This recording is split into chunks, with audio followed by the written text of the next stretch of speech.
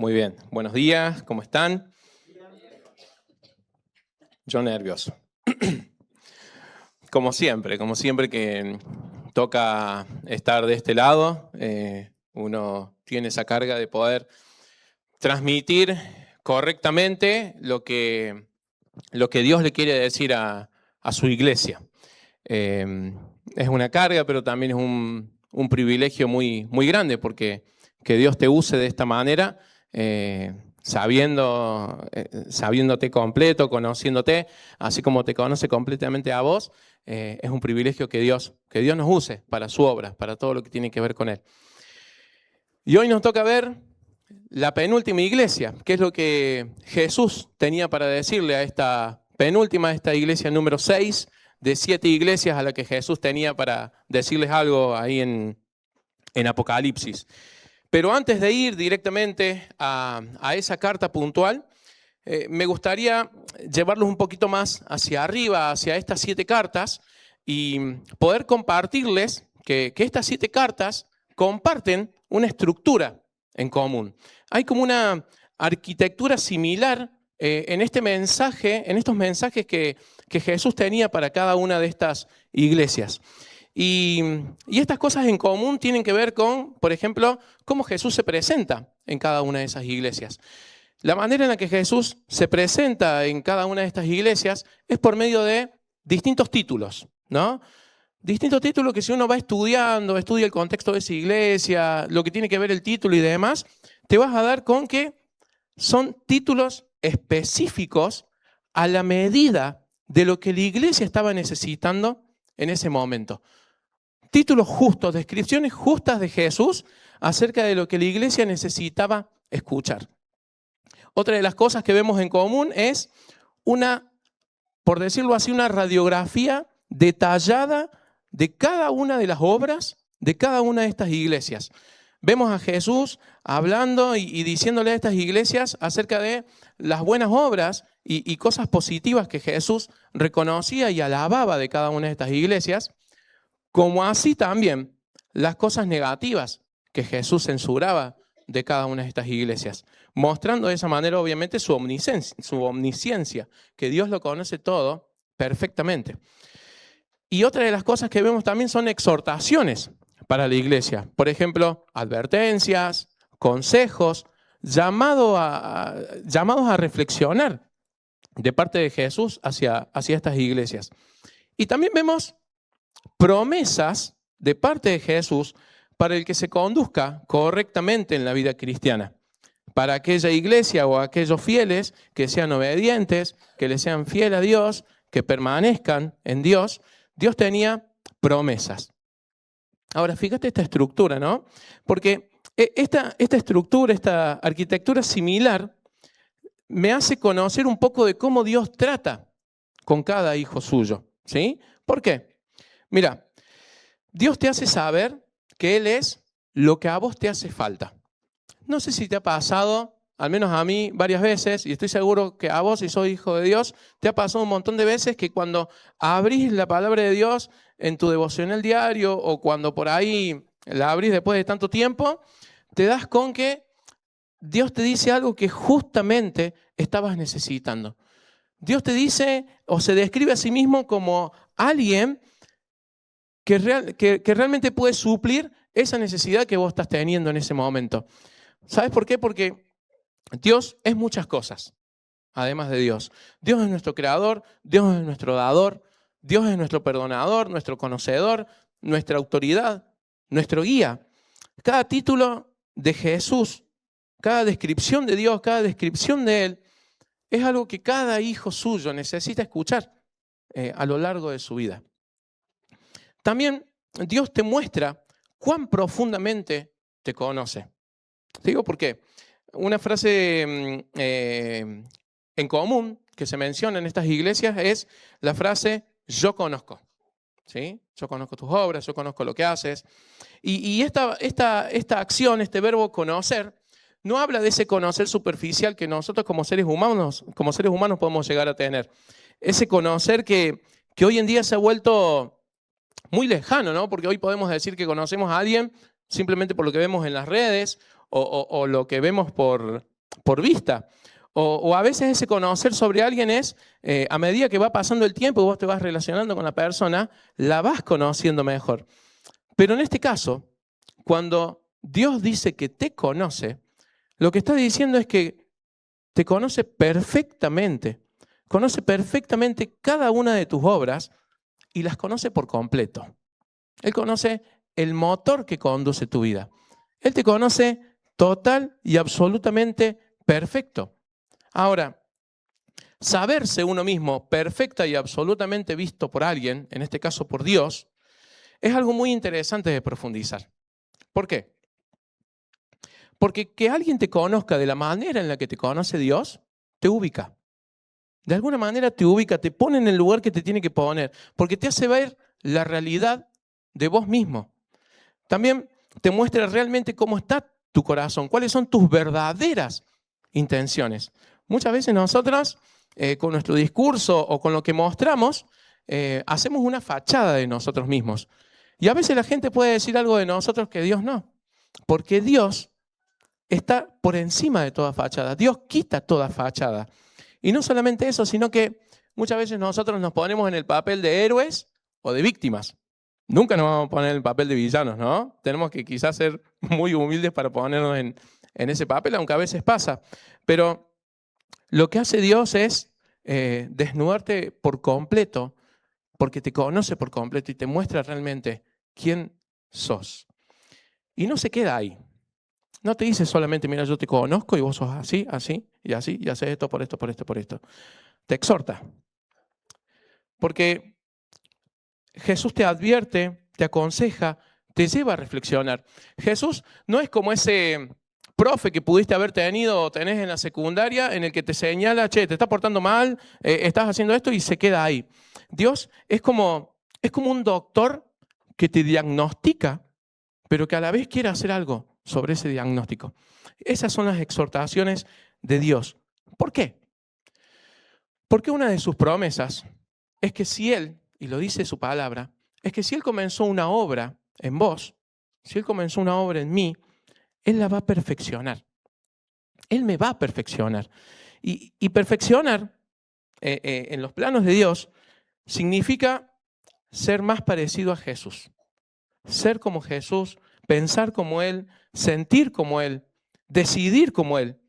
Y esto, en alguien que reconoce que es malo, en alguien que reconoce que es culpable, que es inútil, que es miserable, es pura esperanza. Es pura esperanza para aquellos que buscamos ser moldeados por Dios. Porque mira, Dios hace una mejor versión de vos. Dios hace una mejor versión de vos. Y siempre Jesús en estas cartas finaliza diciendo que el que tenga oídos para oír, que oiga. Y eso también es una exhortación. Es una amonestación tan necesaria para que prestes absoluta atención sobre lo que Dios te dijo. Así que yo te quiero decir ahora, el que tiene oídos para oír, que oiga lo que estamos por leer acerca de la carta de Jesús a la iglesia de Filadelfia. Y estas características que tenía cada iglesia, estas 7 iglesias, nos muestra que algunas estaban firmes en la fe, algunas eran regulares y otras, lamentablemente, eran bastante deficientes. Pero independientemente del momento por el que estaba pasando esa iglesia, Dios siempre tuvo algo que decirle. Dios siempre tiene algo que decirle a su iglesia. Y así también, Dios tiene siempre algo que decirte a vos, como hijo de Dios, que estás sentado en este lugar. Hoy, como cada domingo, Dios tiene algo para decirte. Así que vamos un poco a entrar al contexto de la iglesia de Filadelfia. ¿Dónde estaba? ¿Qué era Filadelfia? ¿Por qué había nacido? ¿Cuál fue su propósito? ¿Y cómo es que una iglesia apareció ahí? Bueno, mira, para entender un poquito de contexto de esta ciudad de Filadelfia, lo que tenés que entender es que fue fundada esta ciudad, no la iglesia, estamos hablando de la ciudad. Esta ciudad fue fundada con el propósito de ser una máquina de influencia cultural. Fundaron la ciudad para difundir la cultura griega de ese momento. Y las personas que estaban viviendo ahí eran tan buenas en esto que cuentan algunos historiadores que una de las ciudades que estaba cercana a Filadelfia había olvidado por completo su propio lenguaje. Así que si vos tenías alguna empresita, algún emprendimiento y querías llamar a alguien para que convenza a otras personas, tenías que llamar a alguien de Filadelfia, porque eran reyes del marketing, eran expertos en venderte, ¿no? Y esto hacían estas personas de Filadelfia. Tenían buena tierra, había muchas cosas buenas que tenía esta ciudad por las cuales gozaban en muchos casos de una muy buena vida. Sin embargo, era una ciudad afectada por muchos terremotos. Y no estoy hablando de terremotos que podían pasar, no sé, cada 100 años o cada muchos años. Había muchos terremotos. Y esto ocasionaba un estilo de vida particular para la gente de esta ciudad. ¿Por qué? Porque cuando había un terremoto, obviamente lo que había que hacer era salir de esa ciudad y refugiarse en las zonas rurales. Entonces veía gente de Filadelfia que de repente se iba al campo, andaba ahí, estaba en la intemperie y esperando volver a esa ciudad para ver qué es lo que había quedado de su casa, qué ruinas habían, qué cosas habían quedado en pie y qué cosas había que volver a construir. Y este estilo de vida, obviamente, para esta gente, nosotros no lo vamos a entender, pero sí había una sensación de incertidumbre, temor, agotamiento, porque esta gente nunca tenía la seguridad de poder permanecer. No podían permanecer en un lugar que se tenían que ir porque estaban estos terremotos, estos temblores. La gente esta de la ciudad de Filadelfia habrá entendido lo que nosotros entendemos por hogar, habrá entendido lo que nosotros entendemos quizás por refugio.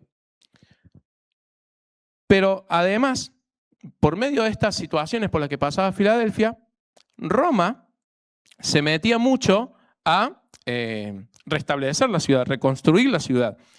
Y como todo lo que hace Roma, para los que son historiadores, Roma no hacía nada gratis, siempre tenía una consecuencia. ¿Cuál fue la consecuencia? Que estas personas, esta gente de Filadelfia, le rendían mucho culto al emperador y todo lo que tenía que ver con Roma. Todo su conjunto de dioses. Entonces ahí veías un montón de estas cosas, ¿no? La gente de Filadelfia dependiendo de Roma, adorándole a Roma, con una inestabilidad permanente entre todo lo que pasaba con los temblores y gente influyente ahí metiendo la idea de la cultura griega. Y en medio de todo este lugar, en medio de toda esta situación, nace una iglesia. Porque la iglesia está en todos lados, no hay contexto en el que una iglesia no pueda nacer. Y ahí nació una iglesia. En medio de gente que todo el tiempo te estaba taladrando la cabeza a que hagas otras cosas, que rendía su vida a alguien que no era Dios, y en medio de una situación en la que vos tenías que ir y venir sin saber qué iba a ser de tu vida o de lo que habías construido con mucho esfuerzo. Por eso Jesús le escribe a esta iglesia. Vamos a ir a Apocalipsis, capítulo 3, versículo 7, y vamos a leer recordando todo lo que vimos hasta ahora, ¿no? Esta estructura en común de las 7 iglesias y el contexto de Filadelfia. Seguramente vas a entender muchas cosas que yo al principio no las entendía hasta que vi el contexto. Apocalipsis capítulo 3, versículo 7 nos dice lo siguiente: escribe al ángel de la iglesia en Filadelfia. Esto dice el santo, el verdadero, el que tiene la llave de David, el que abre y ninguno cierra, y cierra y ninguno abre. Yo conozco tus obras, versículo 8. He aquí, he puesto delante de ti una puerta abierta, la cual nadie puede cerrar, porque aunque tienes poca fuerza, has guardado mi palabra y no has negado mi nombre.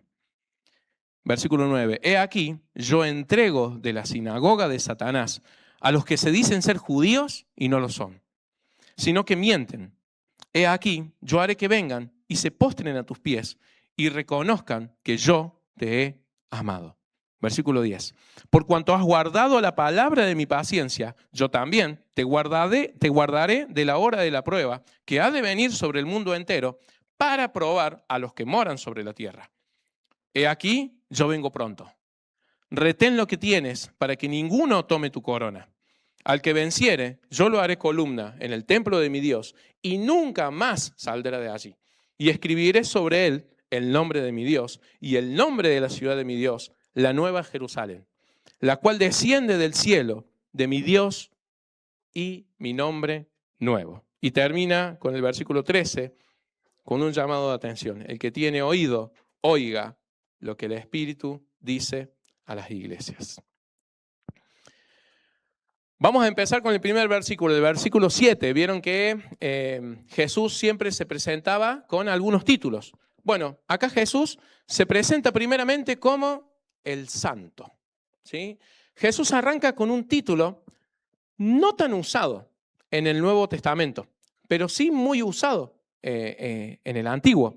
Así que para entender lo que Jesús estaba queriendo decir acerca de este título sobre sí mismo, uno tiene que remontarse al Antiguo Testamento. Y lo que podemos sacar si nos vamos al Antiguo Testamento es que la palabra santo o el título santo era una denominación única y absolutamente de Dios, de Jehová. Lo que nos lleva a concluir que cuando Jesús se escribe el santo y se denomina con ese título, sigue afirmando que Él es Dios.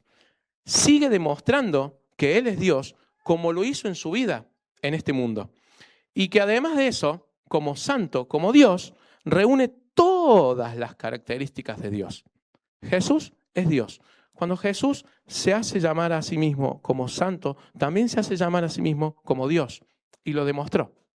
Lo demostró al pie de la letra en todo lo que hizo en su vida, incluso en lo que está escribiendo. Y otra cosa que podemos sacar en el Antiguo Testamento es cómo la santidad de Dios implicaba muchas cosas, de mucha seriedad, de mucha dedicación, de mucha importancia para las personas.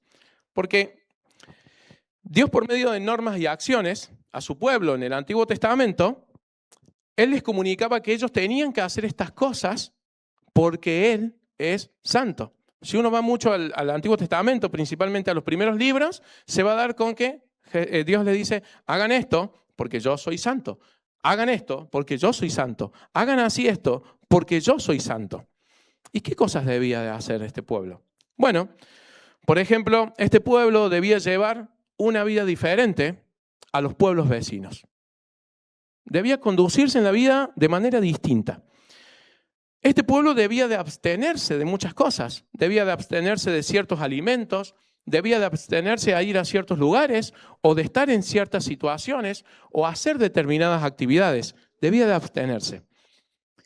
Incluso cuando la presencia de Dios bajaba a un lugar en el cual se encontraba con una persona en este pueblo, estas personas que eran exclusivamente seleccionadas podían acercarse a la presencia de Dios. Antes de hablar con Dios, estas personas debían de limpiarse, purificarse y hasta cambiar su ropa, porque podían morir. Y todo esto Dios terminaba diciendo, hagan esto, porque yo soy santo. De hecho, estar bien a cuentas con Dios en esa época implicaba la muerte de un animal que debía ser perfecto, sin ningún defecto, o una entrega de algo que tuviera un precio.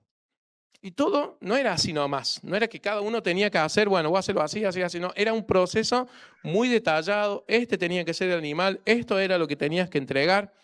Fíjate todas las cosas que Dios le comunicaba al pueblo para mostrar su santidad.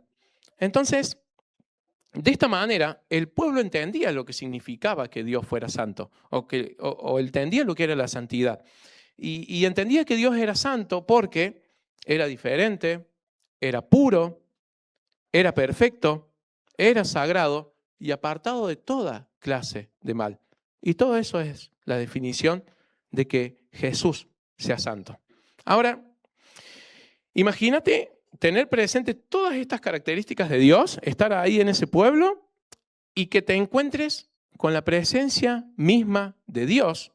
Y no solamente eso, sino que además que Dios te hable. Porque eso pasaba en algunas ocasiones en el Antiguo Testamento. De repente la presencia de Dios se encontraba con alguna persona y le hablaba a esa persona. Y en los registros del Antiguo Testamento se muestra que cuando sucedía esto, cuando Dios se manifestaba en presencia de estas personas, ¿sabes qué hacían las personas? Caían y postraban su rostro en tierra, sin fuerza alguna, sin fuerza alguna. De hecho, muchas de ellas reconocían su pecado. Si uno lee el libro de Isaías, cuando Isaías tiene una visión de parte de Dios, cuando se encuentra con la presencia de Dios y todos los ángeles y santo, santo, santo, lo que hace Isaías es, ¡ay de mí! Soy hombre pecador. Imagínate estar frente al ser de pureza y santidad absoluta, siendo yo humano, con toda la corrupción que yo tengo. Obviamente esto traía estas reacciones de estas personas. Y esto también lo podemos ver en el Nuevo Testamento en Jesús. Porque cuando Jesús realiza ciertas acciones, milagros, dichos que lo asocian con Dios, muchas personas quedan impactadas. Primeramente reconociendo a Jesús como Dios mismo, reconociendo el pecado en sus vidas, sintiéndose culpable por eso. Y además de eso, tienen una actitud de entrega absoluta en dependencia y obediencia a Jesús. Porque Jesús transformaba la vida por completo, así como Dios. Y estoy seguro que esto también debe haber causado un fuerte impacto en la gente de la iglesia de Filadelfia, que el Señor Jesús se haya titulado como el Santo. Porque con este comienzo, de esta manera en la que Jesús se presenta, ya le estaba diciendo que quien le estaba dando este mensaje no era cualquiera, o alguien que pudiera tener alguna similitud con lo conocido. Les estaba hablando el único Dios santo. Y yo me hice esta pregunta.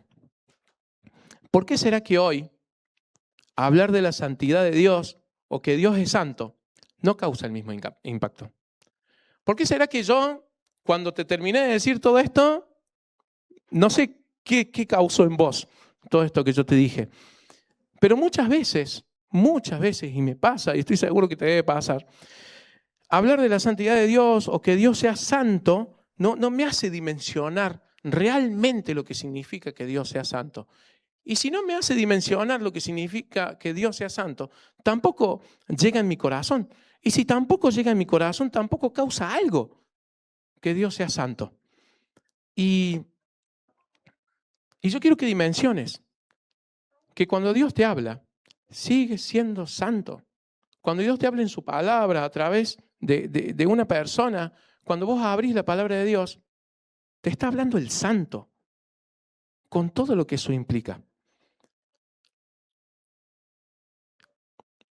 ¿Y qué pasa cuando, en realidad, por qué será que Dios dejó de ser santo en mi vida? ¿Por qué será que yo dejé de practicar quizás esa santidad de Dios? Bueno, eso pasa cuando Dios deja de ser Dios en mi vida. Eso pasa cuando Dios lo encasillo o lo hago a mi medida donde más me sea cómodo. Entonces empiezo a quitar distintos títulos de Dios o distintas demandas de Dios y empiezo a quedarme más con lo que quizás Dios me perdona, o bueno, Dios me entiende, bueno, Dios me comprende. Sí, está bien, pero también Dios es santo. Y cuando te habla, Él espera que vos tengas el mismo impacto que tuvo la gente de Filadelfia. Dios espera que vos, cuando Él te habla, Dios espera que vos tengas una vida diferente. Dios espera que vos te abstengas de aquello que no está siendo bueno para vos. Dios espera que vos busques esa santidad o que dimensiones tu pecado o te entregues cada día más a Él. Entonces, si Jesús te está diciendo que Él es el santo, es porque te está queriendo decir algo a vos. Otro título con el cual se presenta Jesús es como el verdadero. Escribe el santo, el verdadero. Y dicha palabra, obviamente, si yo les preguntara a ustedes qué es lo que significa ser verdadero, sí está asociado a alguien que dice la verdad y no miente. Pero si uno va más profundo en el idioma original o lo que implica que Jesús se haya identificado como el verdadero, cuando Jesús habla como verdadero, y dice que es el verdadero, está diciendo que Él es pleno, que Él es auténtico, que Él es genuino, que Él es real. Él está diciendo que Él es real en todo sentido y en contraste con con todo lo que pueda llegar a ser una sombra de Él, una figura de Él o una copia de Él. Cuando Jesús te dice que Él es el verdadero, Él es lo más real, la realidad definitiva, el cumplimiento definitivo. No hay nada más real y verdadero después de Él. De hecho, Juan, quien escribe esta carta de Apocalipsis, es el mismo que escribió el Evangelio de Juan y se menciona mucho acerca de esto del verdadero. Juan presenta a Jesús como la luz verdadera, como la vid verdadera. ¿Por qué? Porque Jesús es real en todo sentido, pleno, auténtico y genuino. Y que Jesús sea el verdadero nos obliga a pensar que Él sigue siendo el verdadero hoy. Sigue siendo el verdadero, sigue siendo el real. Pero ¿qué pasa? A veces nosotros tenemos la tendencia de no ver a Dios como el verdadero en nuestra vida. ¿Cómo? Bueno, muchas veces decimos creer en Dios, pero en la práctica solemos buscar esa seguridad real que nos da Dios, esa identidad real que nos da Dios, o esa esperanza real que nos da Dios, la solemos buscar en otras cosas. ¿Y querés hacer una autoevaluación y reconocer si Dios es el verdadero Dios en tu vida? Te voy a hacer algunas preguntas. ¿A qué te aferras cuando tenés miedo? ¿A qué te aferras cuando te sentís solo? ¿A qué te aferras cuando hay incertidumbre en tu vida? ¿A qué te aferras cuando hay dolor? ¿A qué te aferras cuando tus planes se derrumban? ¿A qué te aferras cuando todo parece ir bien? Porque aquello a lo que corres primero, aquello a lo que te aferras primero, sea un familiar, una persona, o un libro, o un título, un trabajo, aquello a lo que corres primero, o vos mismo, eso es lo más real para vos en ese momento. Pero Dios es el verdadero, el auténtico. Es en Dios en donde debe descansar tu alma. ¿Por qué? Porque Dios es la plenitud de todo. Y luego Jesús termina esta presentación de sí mismo diciendo que Él tiene la llave de David, el que tiene la llave de David, el que abre y nadie puede cerrar, y cierra y nadie puede abrir. Y uno puede hacer un estudio muy profundo acerca de este título, ¿no? El que tiene las llaves de David. Te animo a que vayas cuando estés en tu casa al Antiguo Testamento y vas a encontrar muchas referencias acerca de esta llave de David. Pero para no irnos tanto a eso, cuando Jesús dice que tiene la llave, no está hablando de esa llave que vos podés tener en tu bolsillo en este momento, porque no eran así las llaves en esa época. Eran llaves que implicaban que quien las tenía referencia con ser una autoridad. Entonces, hay un sentido en esta definición de Jesús que nos hace entender que Él es autoridad. Él tiene el poder para dar órdenes, Él tiene el poder para tomar decisiones y hacerse obedecer. Y cuando Jesús dice que Él abre y nadie puede cerrar, y cierra y nadie puede abrir, es real. Ándate a la Biblia, por ejemplo, Él abrió un gran mar para liberar a personas y luego lo cerró. Él cerró boca de leones para que no hicieran daño a uno de los suyos. Boca de leones. Él abrió el entendimiento de personas para que lo conocieran. Él cerró cielos deteniendo lluvias. Él abrió el acceso a los cielos para toda persona que se entrega a Él. Pero también Él cerrará el acceso a los cielos. Entonces, te quiero dejar con esto que si Dios abre una puerta, es por algo. Y si Él cierra una puerta, también es por algo. Él cierra, Él abre, y nadie puede contra eso. Él nunca dejó de ser autoridad. Ni en ese momento, ni ahora, ni nunca. Y todos estos títulos de Jesús que necesitaban ser dados a esta iglesia, estoy seguro que era por algo, porque nada de lo que Dios dice en tu vida o en la vida de estas personas es en vano. Nada de lo que Dios dice es en vano. Y ya vimos la manera en la que Jesús se presenta para esta iglesia, y ahora vamos a ver lo que Jesús dice de la iglesia de Filadelfia. Versículo 8. Yo conozco tus obras. Bueno, ya hemos hablado un poco de esto, de lo que significaba conocer. Yo solamente te quiero volver a repetir esto, que así como nos conoce realmente y por completo a nosotros, también conocía realmente y por completo a esta iglesia. Así que si querés saber realmente quién sos, tenés que ir a Él. Si querés saber realmente quién sos, tenés que ir a Él. Y va a empezar a describir Jesús a esta iglesia diciéndole que tiene poca fuerza. ¿Sí? Qué difícil que es entender eso si uno no profundiza, porque si uno le lee así muy superficial, puede entender que cuando Jesús habla de poca fuerza, quizás se refiere a algo más físico, ¿no? Pero no tiene que ver tanto con lo físico, porque cuando Jesús habla de que esta iglesia tenía poca fuerza, se refería a que tenía poco poder. A ver, ¿por qué poco poder?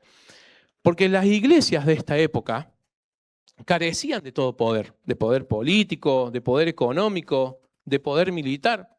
Estas iglesias mayormente estaban compuestas por gente de clase media y baja. Estaba compuesta por gente, por artesanos, por comerciantes, por esclavos que habían conseguido la libertad, por mujeres viudas, por gente con pequeños recursos, y en poca medida había gente de clase alta. Y tampoco es que esta gente se congregaba en edificios tan altos como este o como grandes edificios de acá de Córdoba. Se juntaban en casas o al aire libre si la situación así lo ameritaba, porque también sufrían de una fuerte persecución, la persecución del primer siglo de la iglesia. También lo había padecido esta iglesia de Filadelfia.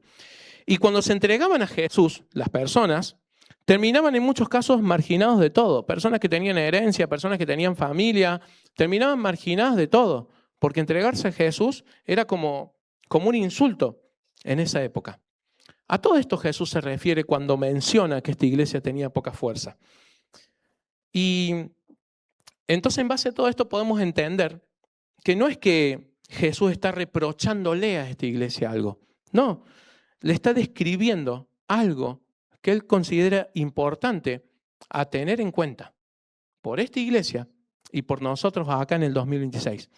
Porque mira, esta iglesia que tenía estas características, que estaba compuesta por estas personas, que estaban en este contexto, que estaban pasando por situaciones desfavorables, que sufrían persecución, que la pasaban mal, que sufrían marginación, que no sabían si tenían el techo que tenían hoy lo iban a tener mañana, que tenían que andar yendo y viniendo y encima con miedo e incertidumbre. A pesar de toda esta situación, que Jesús la resume en tienes poca fuerza, a pesar de toda esta situación que pasaba esta iglesia, Jesús les dijo, has guardado mi palabra y no has negado mi nombre. ¿Y nosotros? ¿Te encontrás como la iglesia de Filadelfia? ¿Pasando por todas estas situaciones? ¿Estás guardando su palabra? ¿Estás manteniéndote fiel y obediente al Señor? ¿Estás mejor que la gente de esta ciudad de Filadelfia? Seguro que sí. Muchos de los que estamos acá probablemente podemos decir que estamos mejor que esa gente. Ahora, ¿obedezco como la iglesia esta obedecía estando en esa situación? ¿Me mantengo fiel como esta iglesia se mantuvo? ¿Qué harías vos ante estas situaciones similares? ¿Te mantendrías obediente y fiel a Dios? Porque mantenerse obediente y fiel a Dios, déjame decirte que son las marcas de un creyente verdadero. Ser obediente a Dios y ser fiel a Dios son las marcas de un creyente verdadero. Un creyente verdadero obedece. La obediencia a Dios no debería ser una opción. Para muchos de nosotros, obedecer a Dios es una opción. Pero para otros, a quien debiéramos imitar, obedecer a Dios es una centralidad. ¿Alguna vez te preguntaste por qué o para qué Dios te habla? ¿Sabías que Dios te habla? Sí, seguramente. Pero ¿te preguntaste para qué Dios te habla? Para muchas cosas. Pero centralmente Dios te habla para que vos escuches y obedezcas.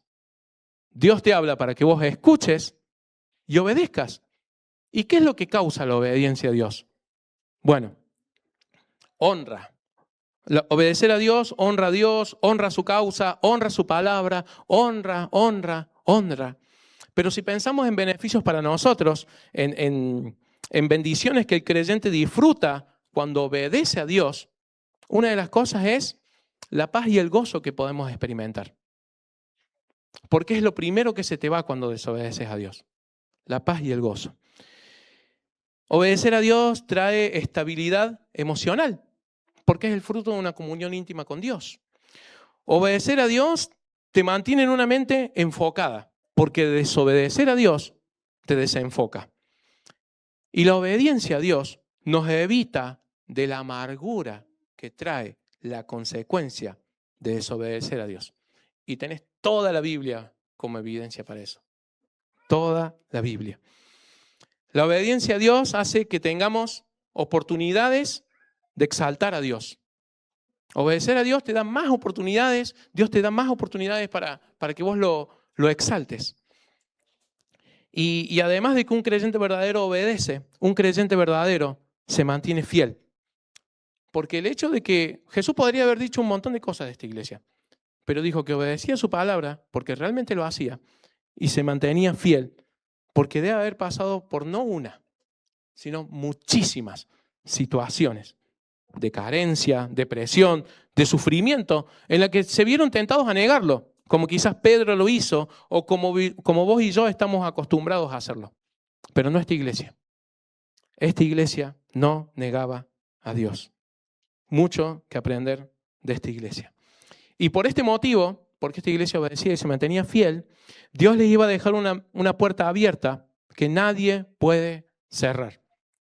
Y acá tenemos, si uno lee, acá tenemos muchas interpretaciones acerca de qué es esta puerta abierta. Pero simplemente me voy a detener en una, y es la relación que la puerta abierta tiene en la Biblia con una oportunidad de predicación. De hecho, Pablo la usa mucho en sus escritos. Si uno se va, por ejemplo, 1 Corintios, dice Pablo, se me ha abierto una puerta grande y eficaz para predicar. En 2 Corintios, Pablo habla acerca de una puerta para predicar en Troas. En Colosenses capítulo 4, Pablo pide oración para que se abra una puerta para predicar. En Hechos se menciona cómo Dios había abierto puertas para predicar. Y si nosotros consideramos este contexto, el contexto de la iglesia de Filadelfia, que se había sido fundada para determinada cosa, de repente ahora Dios se iba a aprovechar de este contexto, de esta ciudad, para usar a esta iglesia, para en vez de difundir la cultura griega y todo lo que con ello venía, ahora iban a compartir la esperanza en Jesús. Iban a compartir el evangelio, iban a compartir las buenas noticias. Y fíjate esta puerta abierta. ¿Sabes cuánto duró esta iglesia de Filadelfia? 1300 años. Hay evidencia de que esta iglesia duró 1300 años. Debe haber pasado de todo esta iglesia. De todo tipo de cosas debe haber pasado, pero se mantuvo fiel y obediente a Dios 1300 años. Lo que Dios debe haber usado esta iglesia, ¿no? De poco poder, simplemente era obediente y fiel.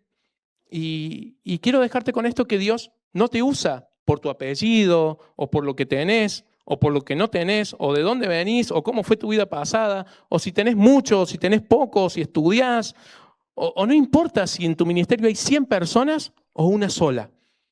Dios te usa cuando reconoces que necesitas de Él. Dios te usa cuando lo obedeces y permaneces fiel. Y en la vida cristiana, la recompensa de un trabajo bien hecho no son vacaciones. En la vida cristiana, la recompensa de un trabajo bien hecho es más trabajo por hacer. Porque alguien que quiere trabajar para Dios, alguien que quiere servir para Dios, lo hace por amor a Dios, por amor a todo lo que Él hizo por Él. Entonces, esta iglesia tenía muchas más oportunidades para demostrar su fidelidad y obediencia a Dios. Y por último, el último tema, lo que Jesús le promete a esta iglesia.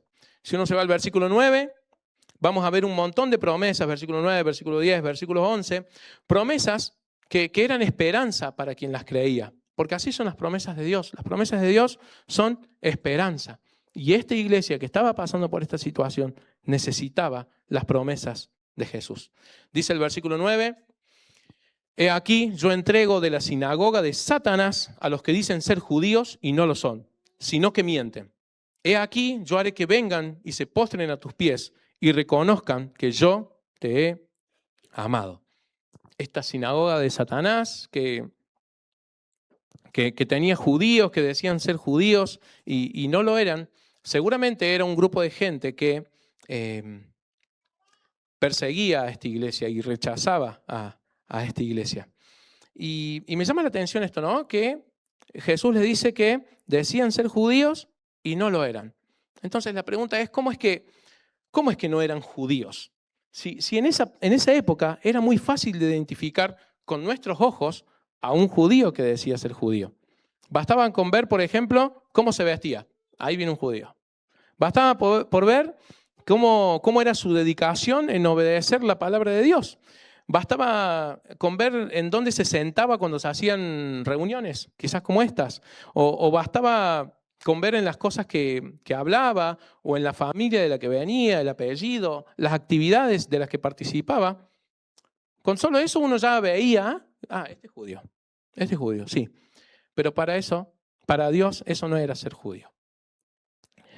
Romanos 2, 28, 29 dice, pues no es un verdadero judío, no se es un verdadero judío solo por haber nacido de padres judíos, ni por haber pasado por ceremonias. No. Un verdadero judío es aquel que tiene el corazón recto a los ojos de Dios.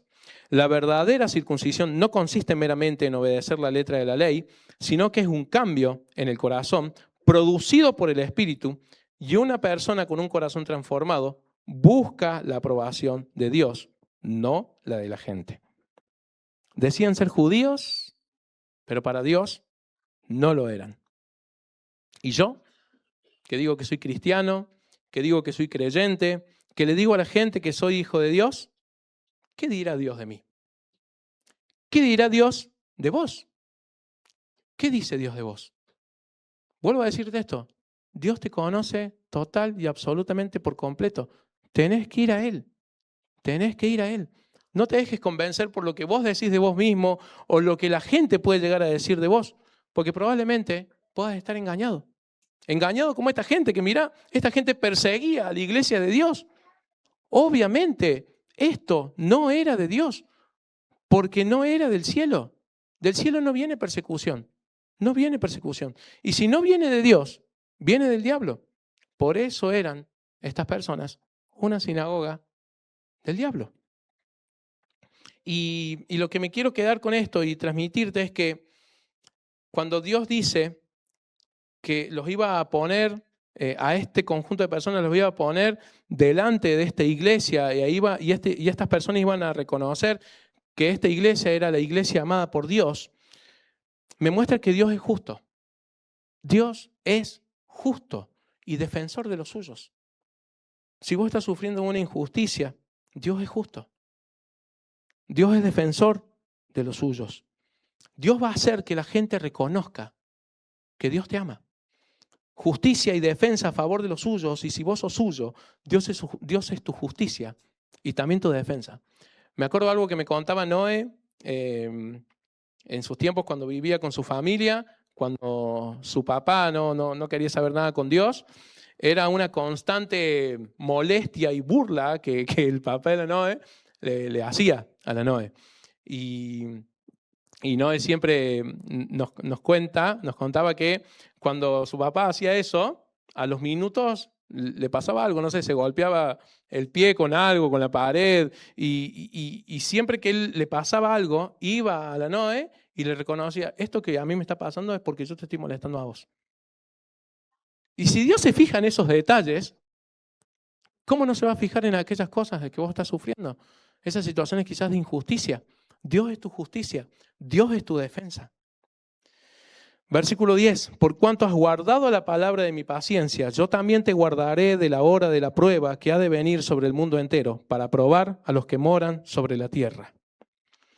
Jesús vuelve a destacar a esta iglesia que fueron perseverantes y fieles a Él, y por eso les dio esta promesa, de que los iba a guardar de la hora de la prueba. ¿Cuál es esa hora de la prueba? Bueno, si uno se pone a leer mucho acerca de esta hora de la prueba, muchos comentaristas acuerdan de que esta hora de la prueba es un tiempo que se llama y se conoce como el periodo de la tribulación. Una etapa en la historia de este mundo en la que la ira de Dios se va a ver reflejada por medio de muchos juicios que están mencionados si uno sigue leyendo Apocalipsis. Pero es tema para hablar en otra ocasión. Acá vamos a hablar de lo que Jesús le dijo a esta iglesia. Después, si quieren leer, sigan leyendo. Y si estudias y revisas comentarios sobre qué va a pasar con este periodo de tiempo, también ahí hay mucha división. Algunos dicen que la iglesia no va a ser parte de ese tiempo, sino que va a ser arrebatada antes, sosteniéndose de este y otros versículos que hablan de la preservación. Pero hay otros que dicen que la iglesia va a atravesar ese tiempo de prueba sobre el mundo, pero que va a ser preservada. Y ahí yo no me voy a meter. Yo no me voy a meter, prefiero no meterme. Simplemente decirte esto. Te quiero dejar la misma promesa que Jesús le dejó a esta iglesia, y es que Él te protege. Él te protege, Él es el que te guarda, Él es el que te cuida, y no hay circunstancia o situación que sea más grande que Él. Así que lo mejor que puedes hacer es mantenerte fiel a Él. Fiel, porque Él viene pronto. Versículo 11, yo vengo pronto, retén lo que tienes para que ninguno tome tu corona. Cuando Jesús dice que viene pronto, es porque su llegada va a ser inminente. Él viene pronto. Sé que para algunos escuchar esto de que viene pronto les puede sonar ridículo o hasta burla. A mí me ha pasado que, qué sé yo, a la hora de predicar, una de las cosas que me salía era, mirá que Jesús viene pronto, su regreso está cerca. Y no sé si vos te ha pasado lo mismo, pero la frase más común es, ya pasaron 2000 años, ¿dónde está ese pronto? Y Jesús está por encima del tiempo. Por encima del tiempo. Y no solamente eso, sino que a lo largo del Apocalipsis y principalmente en el Nuevo Testamento hay un énfasis acerca de su venida. Apocalipsis 22:7. He aquí, vengo pronto. Bienaventurado el que guarda las palabras de la profecía de este libro. Apocalipsis 22:12. He aquí, vengo pronto. Mi galardón está conmigo para recompensar a cada uno según sea su obra. Apocalipsis 22:20. El que da testimonio de estas cosas ciertamente dice, vengo en breve, vengo pronto. Amén, sí, ven Señor Jesús. Vengo pronto, vengo pronto, vengo pronto. ¿Le vamos a creer o no le vamos a creer? ¿Lo vamos a esperar o no lo vamos a esperar? ¿Vamos a andar confiados o no vamos a andar confiados? Acordate que Él empezó diciendo que Él era santo y verdadero. Así que si Él dijo que viene pronto, viene pronto. Viene pronto. ¿Qué hacemos mientras tanto? Bueno, Jesús le dijo a esta iglesia, retén lo que tienes. ¿Qué tenía Filadelfia? Bueno, una puerta para mostrarle a Jesús. ¿Y vos qué tenés? La Biblia dice que fuimos salvados para buenas obras, las cuales Dios preparó de antemano para que anduviésemos en ellas. Cada día que vos te despertás, hay algo que Dios tiene preparado para que vos hagas. A favor de alguien, a favor tuyo, a favor de Dios. Eso es lo que tenés. Eso es lo que tenés. Y eso es lo que tenés que retener. Y cuando habla ahí que dice que ninguno tome tu corona, no pienses que vas a perder la salvación. No tiene nada que ver esta corona con la salvación. No es que alguien te va a sacar la salvación y se la va a poner a sí mismo. No, porque no habla de eso. Cuando habla de corona, habla de aquella corona que se le daba al que venciera. Aquel premio por el esfuerzo, por llegar a la meta. Entonces, el único que puede robar quizás esa corona sos vos mismo. Sos vos mismo. Cada día que pasa hay una buena obra que Dios preparó de antemano para que vos andes en ella. Así que mientras lo esperamos, nos tenemos que mantener fiel y en obediencia y entrega a Dios. Y al último dice que al que venciere, yo lo haré columna en el templo de mi Dios, y nunca más saldrá de allí, y escribiré sobre él el nombre de mi Dios y el nombre de la ciudad de mi Dios, la nueva Jerusalén, la cual desciende del cielo de mi Dios, y mi nombre nuevo. Fíjate cómo empieza. Él hará columna. ¿Sabes que cuando la gente de Filadelfia sufría esos terremotos y volvía a la ciudad, veía todo en ruina? Pero ¿sabes qué es lo que se mantenía? Las columnas. Entonces, cuando la gente de Filadelfia lee esto, de que va a ser columnas, realmente entienden de que no iban a caer fácilmente, de que la iglesia no cae, de que a la iglesia no se la derrumba, de que la iglesia permanece y va a permanecer, porque es una promesa de Dios. Él hará columna, Él hará columna. Y esto habla de permanencia en Jesús, tan fuerte y resistente como una columna. Y sigue diciendo Jesús que nunca vamos a salir de allí, de ese lugar donde vamos a ser como columnas. Y lo que debe haber sentido la iglesia de Filadelfia cuando dijo, nunca más van a salir de ahí. Una iglesia que tenía que ir y venir, que no sabía lo que iba a hacer de su casa, que no tenían un lugar estable. Dios les estaba diciendo, nunca van a salir de allí. Permanencia. Y vamos a recibir nombres, así como la iglesia de Filadelfia. Dice ahí, el nombre de nuestro Dios, el nombre de la ciudad de nuestro Dios. Y no es que Dios va a agarrar un fibrón y te va a escribir en la frente, nombre de Dios, nombre de la ciudad de Dios, la Nueva Jerusalén. No, esto significa identidad, esto significa intimidad con Él. Vamos a tener el nombre de Dios. Vamos a ser ciudadanos del cielo, de la ciudad que Dios está preparando para su iglesia. Y Él termina con algo muy misterioso, muy misterioso. Porque además de recibir todos estos nombres, vamos a recibir un nombre que está reservado para el Señor Jesús. Así de íntima va a ser la relación que vamos a tener con Él en el cielo. Así de íntima. Y todo lo que estás pasando acá pasa en segundo plano. Porque cuando vos estés en ese lugar, finalmente todos tus sufrimientos no van a estar. No te va a faltar nada. No va a haber dolor. Todo esto va a ser un recuerdo. Che, ¿te acordás? Te va a costar recordar lo que viviste en este mundo en comparación con todo lo que vas a tener allá. Un nombre nuevo, una ciudadanía nueva, deleites, bendiciones. Todo eso está preparado para la iglesia. Lo que nos espera es muy grande, muy glorioso y muy bueno. Nos mantengamos fiel y en obediencia a Dios. Dani.